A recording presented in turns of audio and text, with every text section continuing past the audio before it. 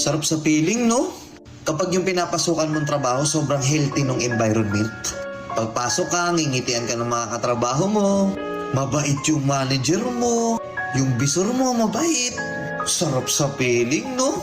Yung mga katrabaho mo, paparamdam nila sa'yo na belong ka talaga dun sa trabaho na yun. Pantay-pantay ang turingan. Walang toxic na katrabaho. Ang sarap, no? Yung tipong kahit maliit lang yung sahod mo, ganadong-ganado ka pumasok. Kahit malayo yung trabaho mo, ayaw na ayaw mong malilate. Hindi ka tinatamad pumasok. Kaso hindi lahat ng empleyado pinagpalang magkaroon ng ganong klaseng trabaho. Totoo, di ba?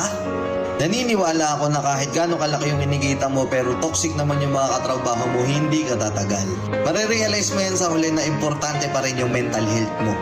Papasok ka pa lang sa trabaho, gusto mo nang umuwi. Minsan bago ka pa lang, training ka pa lang. Pero kung ituring ka nila dun sa workplace